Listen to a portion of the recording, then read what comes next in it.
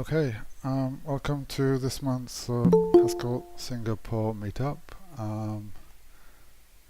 This month we're fortunate to have Vaibhav Sagar all the way from Singapore talking to us about perfect hashes and something like that. So it's all yours, Vaibhav.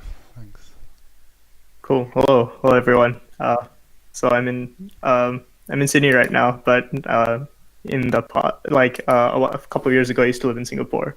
So it's good to be it's pretty frequent attendee of the Haskell meetup, and it was always good to participate and watch the talks. So I guess I'll get started by talking about minimal perfect hashing.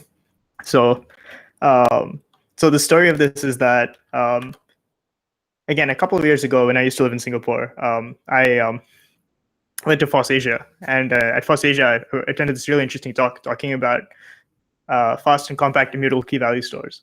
So if you were to watch this video recording, at the end, you can actually hear me ask some really bad questions.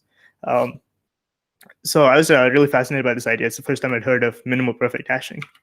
So what is minimal perfect hashing?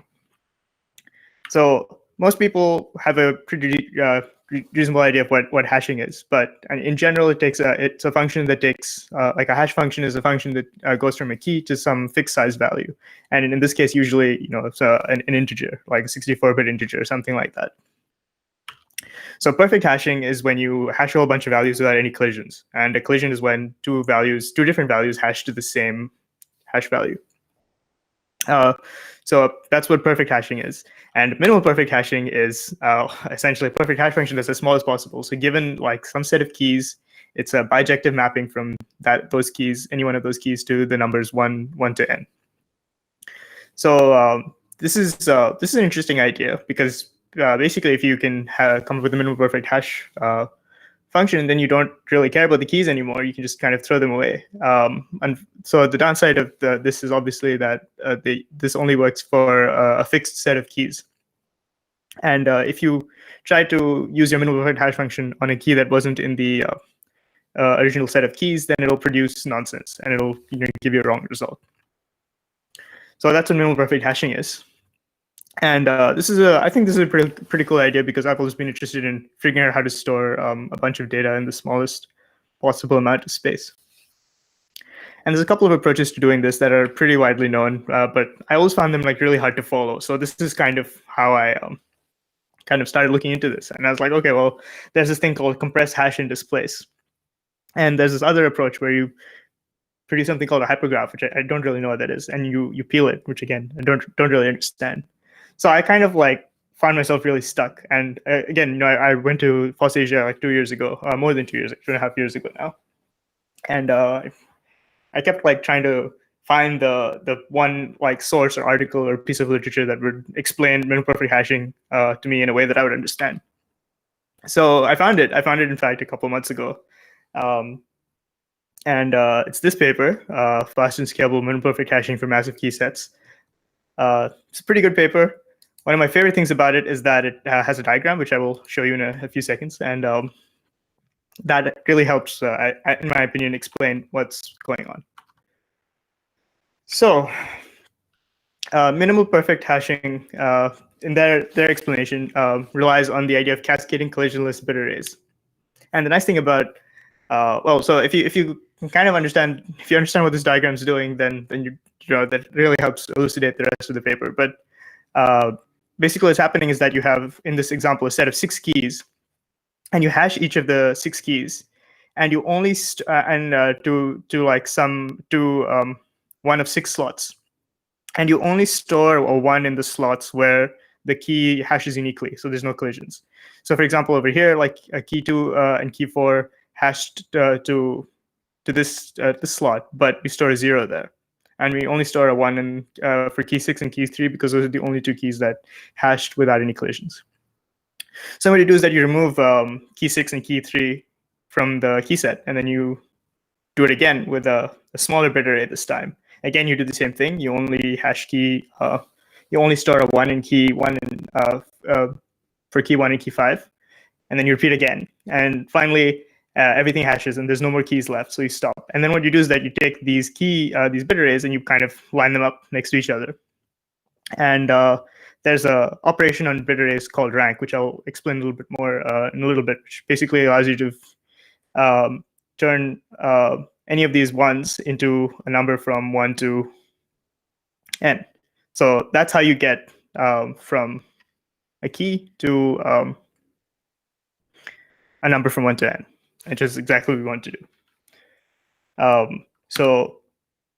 Another thing that I should maybe pointed out is that in this case, the hash functions are slightly different each time. So one of the assumptions here is that there's a family of hash functions that you can kind of pick from when you're creating your cascading collisionless bit arrays. So they're cascading because there's multiple, there's different ones. They're collisionless because they only store the keys without any collisions, and they're bit arrays, which are arrays that store ones and zeros that support the rank operation. So a family of hash functions in this. When I was like, okay, this sounds simple enough that I should be able to write an implementation myself, and I just went ahead and used the hash with salt function, which is available in the Haskell package. And bit vector supporting rank and select. So a bit vector is essentially an array of ones and zeros, and the rank of the index I is the number of ones at or prior to the index I. So, and in this case, we're using one index arrays, which is completely different from the way that everything else works. But in this case, I think it makes things a lot simpler. So, for example, here, going back to our example, the rank of this is 3. So the index 1, 2, 3, 4, 5, 6, 7. So the index of 7 here is 3, which is the number of ones at or prior to this index. And select is kind of the opposite. So if you select is kind of the inverse operation here. So if you go like, if I want to select 3 will give you the index 7. So the index at which there are 3 ones at or prior to that index. So anyway, so if you want to learn more about this stuff, there's a really interesting area of research and called succinct data structures. So just look that up. I think Ed Komet, amongst other people, have talked about this, and it's something that I hope to learn more about and write more about soon. So I've been interested in bit vector supporting rank and select for a while. So Past Me did me a huge favor and kind of nudged Alex, I think his name is, to add these functions to his bit vector library. So that's convenient. So I went ahead and used this bit vector library to implement my minimal perfect hash functions. So how do things work in general? So again, at a high level, so turn the key. So we initialize a bit vector, which could be the length of the key set, or it could be some multiple of the length of the key set. And then we turn we use a hash function to turn the key into some number that's within the bit vector, the length of the bit vector. Set it if it's unset, but if it's set, that means we found a collision. So unset it and never set it again this iteration. So after you do that for all the keys, you remove the keys that were successfully set, and you keep repeating the process over and over again until you either run out of keys, in which case you're done, or you reach the maximum level, because there is some possibility that you just won't be able to create an array without any collisions. And then you just take those and do whatever, kind of put them in their own hash table, and kind of move on. So at the end, you have your minimal perfect hash function, which is essentially a long bit array and perhaps a hash table containing any leftovers that you couldn't figure out how to hash in a collision-free manner. So as I mentioned, I just used the hash with salt function, and so gamma in this case is the multiplier used in the paper for the length of the key set. Sorry, the size of the key set, which is also used as the length of the bit array. So if you're curious about the gory details of how to actually make sure that you only set the bits in the bit vector that are collisionless, you can use a temporary array, and this is what they do in the paper, called a collision array, or C, where whenever you're setting your bit vector, the index in the bit vector, if it's unset, set it. If it's set and the corresponding index in the collision bit vector is unset, unset the bit in the bit vector and set the bit in the collision vector to indicate that a collision happened. So just and if the bit is unset but the collision vector indicates that there was a collision, just don't do anything. Okay, so I think we've at a high level kind of gone over how to create the bit vector. But if you want to look things up, so you need to kind of be aware that there's a bunch of different levels in your of your bit array. So at each level, hash the key, and if check if the corresponding index is set, and if the index is set, find the rank in the whole bit vector up to that point, and if not, increment the level count, use your new hash function, and do it again. And if you didn't find it at all, check the leftovers. So I thought it would be instructive to go through an example. So, for example, some of the neighborhoods in Singapore are Bras Basah, Bugis, Outram, Paya Lebar, River Valley, and Tanjung Pagar. So if we were to hash these with a gamma of 1, so just use the bit vector that is exactly identical to the length of the the size of the set of keys. So we start off with them both being at 0. So the hash of Bras Basah is 3, so we set it. Bugis is also 3, so we unset it in B, but we set it in C. Then we try Outram. Outram is 2, that's fine. Paya Lebar is also 3, so Paya Lebar, Bugis, and Bras Basah, I believe, are all colliding. So we can't store them in this level. We have to store them in the next level. River Valley is 1. Tanjung Pagar is 5. So this is our first level of our bit array. So our second level, or level 1, is so we try Bras Basah is 0. Bugis is 2. That's good. But Paya Lebar is also 0. So we unset. So I think it's Bras Basah and Paya Lebar that we weren't able to set. We'll have to set it in the next one. So next level. So we do Bras Basah and we do Paya Lebar, but they collide. And at this point, I tried it for levels 3, 4, 5, 6. I kind of kept going. I ran it using the code that I wrote, and I tried it, I think, with 25 levels, and the keys kept colliding. So this is an example where even with using a maximum level of 25, these keys would end up in the leftovers, and I can kind of show you this maybe later if you're interested. But let's try with gamma equals 2. So where the length of the bit vector is twice the size of the set of keys. So try again. So we have 9, 3, 2, so 3. So we have these collide again. 1. Okay, so I think then we have so we stored 5. No, sorry, we stored 4 keys here. 4 keys here in the first level, and we have 2 keys that are colliding. So second level, Bugis hashes to 2, and Paya Lebar hashes to 0, and we're done. So if you wanted to look, so now as an example of lookup, if you wanted to look up the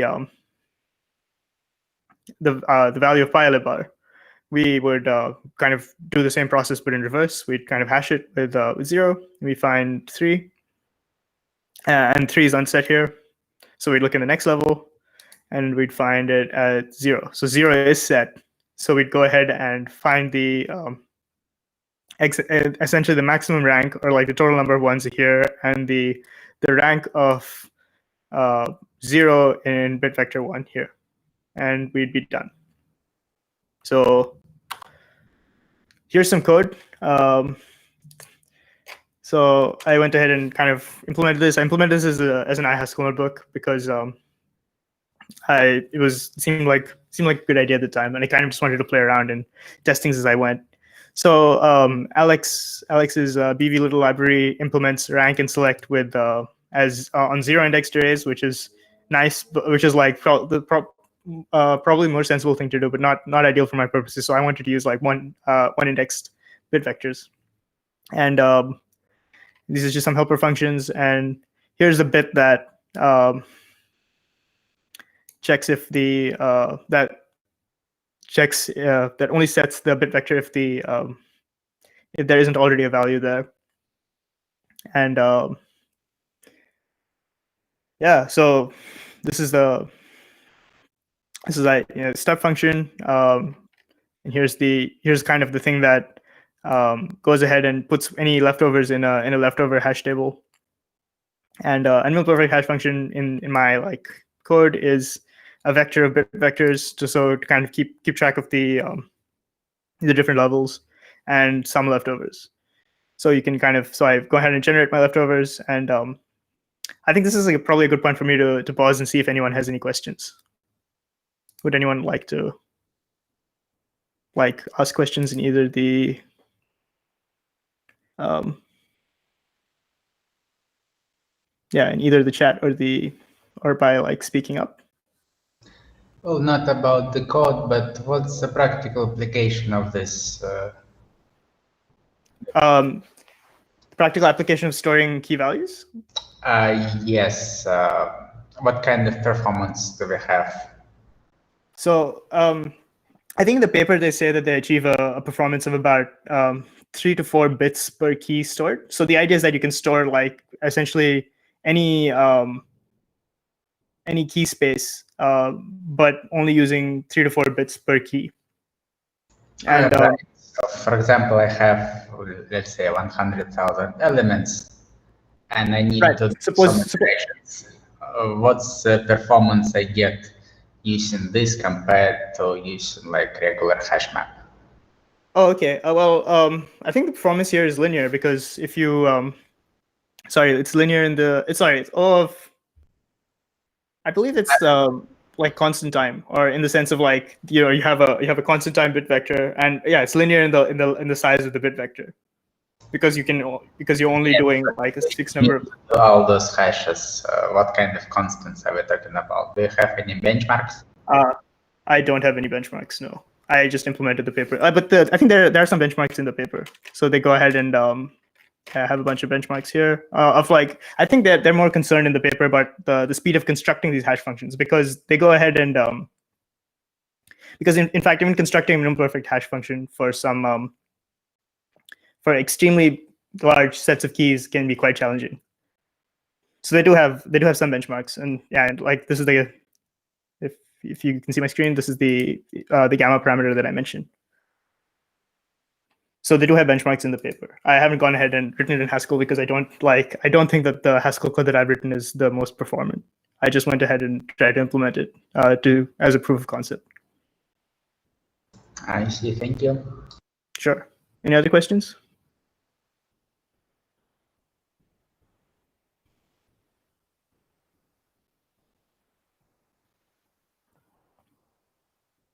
Nope. Okay.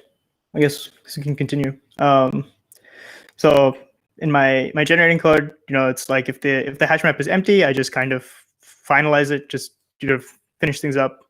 If we've run for too many levels and there are still keys left over, I put the keys in a hash table by themselves.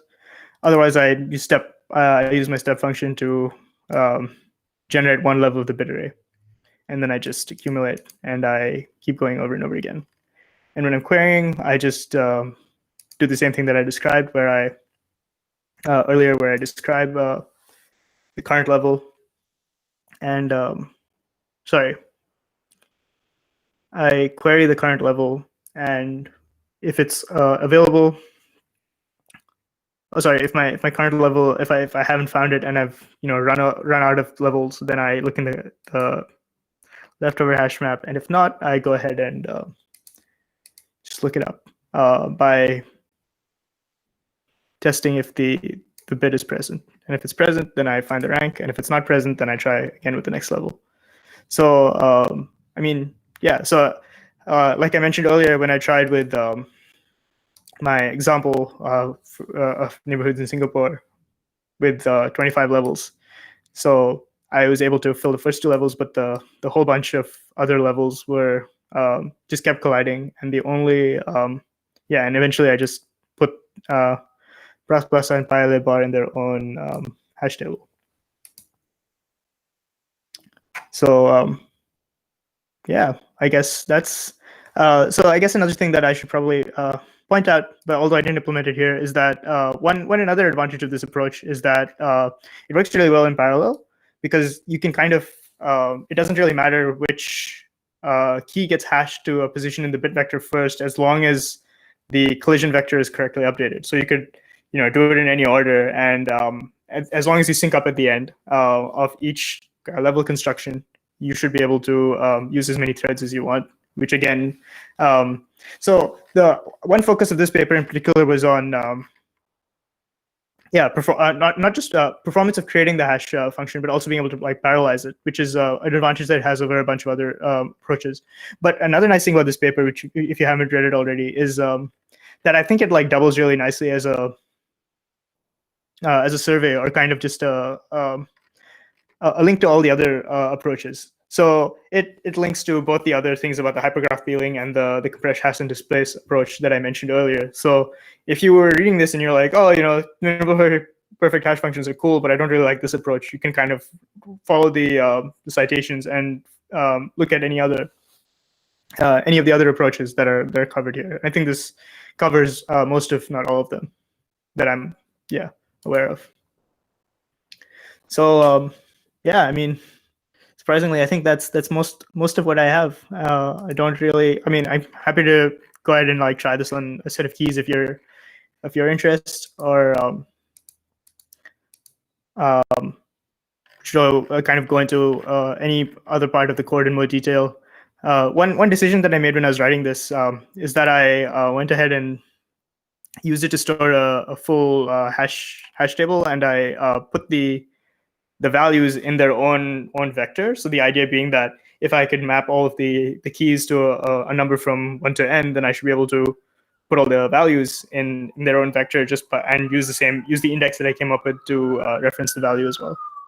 But after thinking about this some more, I don't actually think this is the best approach, because this is actually something that was covered in the presentation that I mentioned at the beginning, where they did some really sophisticated data storage, where they had multiple layers of data storage and move things around. And I think that's something that this kind of forcing one to store the values in a vector alongside the minimal perfect hash function is probably not the most flexible approach. So this is not something that I would recommend if you were to like implement this and put it in production, unless you really, really want to store your data as a vector.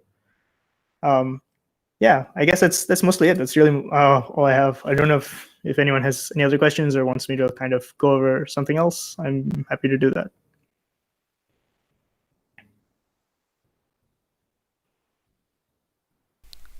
If you go to your example and change the amount of levels from 25 to, let's say, 100 and try to run it, how long would it take it to find some fail? We can try it. Shouldn't take very long. Yeah, still collides. However, if you change it to 2, yeah.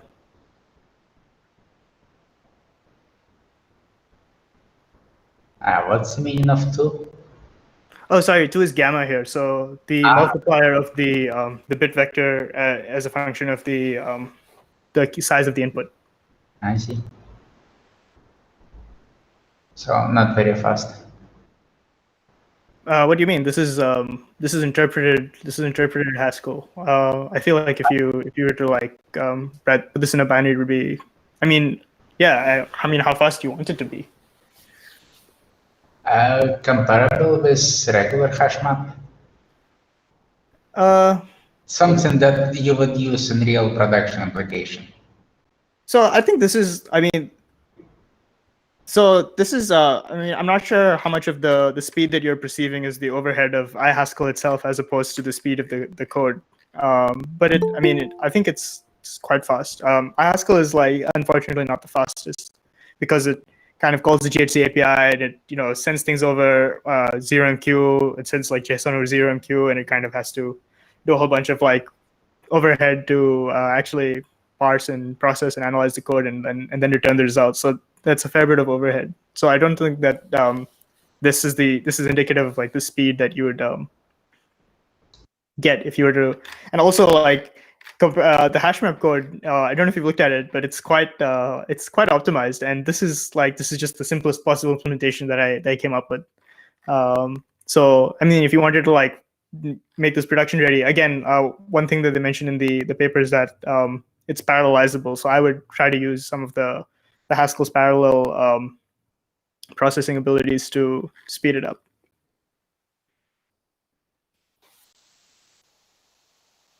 But I mean, I think it's reasonably fast. I don't know, like what? Yeah.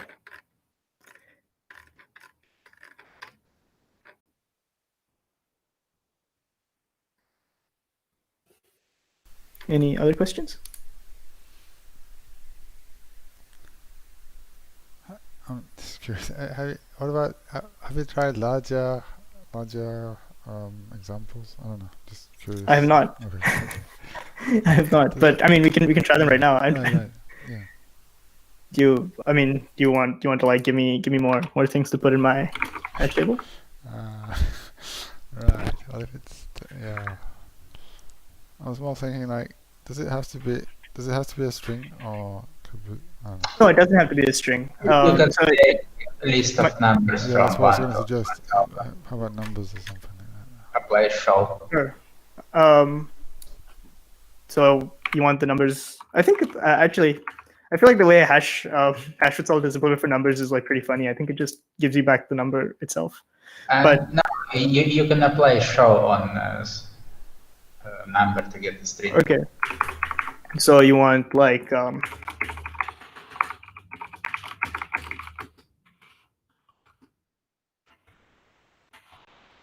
like that, and then Sure.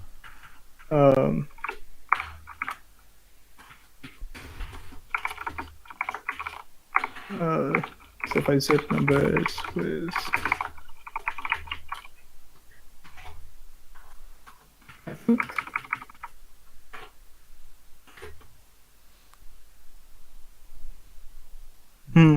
yeah. So I think it drops off at a certain point. I think there's these 4 numbers that keep colliding. No, is that right? No, there's these 2 numbers that keep colliding because I used a gamma of. So I think this number refers to the length of the bit array. Yeah. So I mean, if we.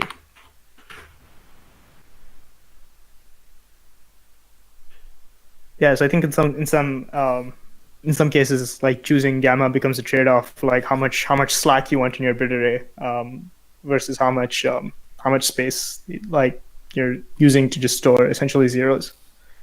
But storing bit vectors is pretty space efficient, which is why this is a good, interesting approach. Just a really naive question. Does gamma need to be an integer or?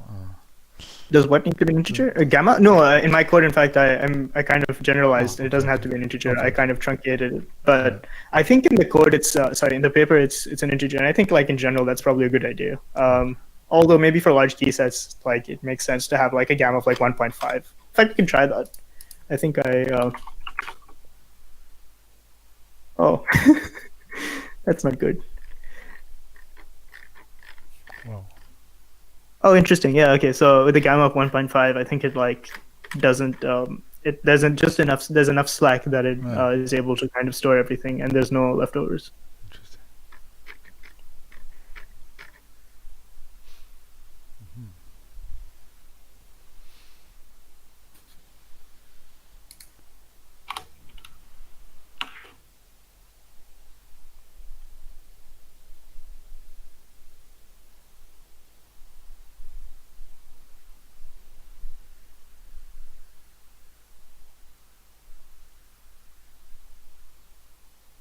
Yeah, my poor laptop. I think it's probably creaking under the strain. Anyway, while that happens, do people have any other questions?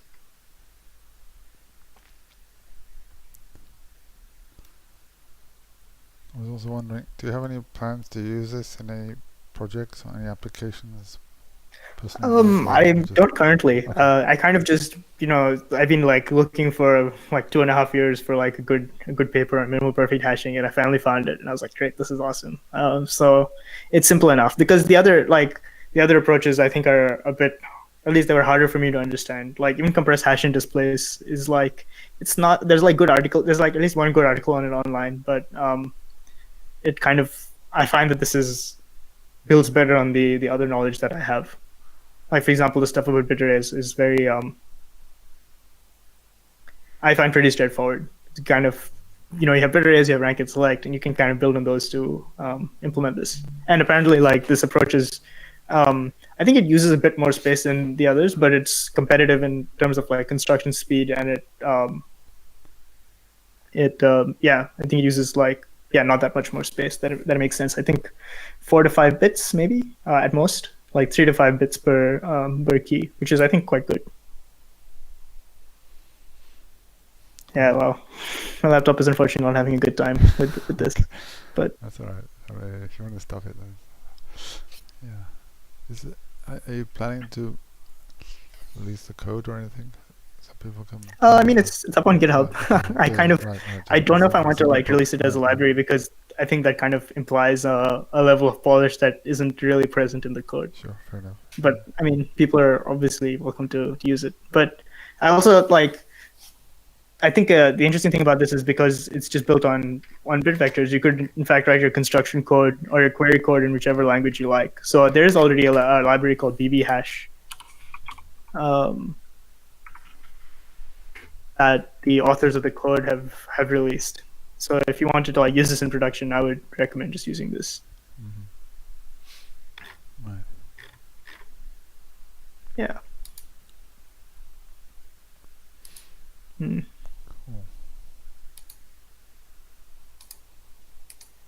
Yeah, I think that extra 0 made my laptop very sad. Right, I noticed that you put in 2 zeros.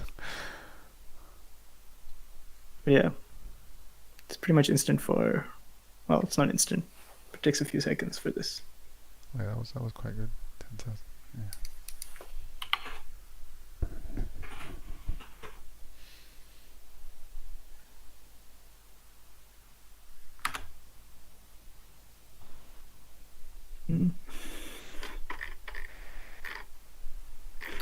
Yeah, I mean, I also like, if I wanted to make this like production ready, I would, I'm doing some really strange things here that I wouldn't recommend in production code. Like I'm using lists, like just Haskell lists, and I'm kind of accumulating them in this way, and it's kind of messy. I just kind of I level with everyone. I kind of wrote this code when I got to Australia and I was in hotel quarantine, and I had a whole bunch of free time and nothing to do. And I was like, oh, this is the perfect opportunity. So I kind of just wrote this as a bit of a distraction from everything that's going on around me. And I think it still holds up, actually. I think it looks pretty good, given that I was kind of not in the best frame of mind when I was writing most of it. This project. Any other questions or discussion?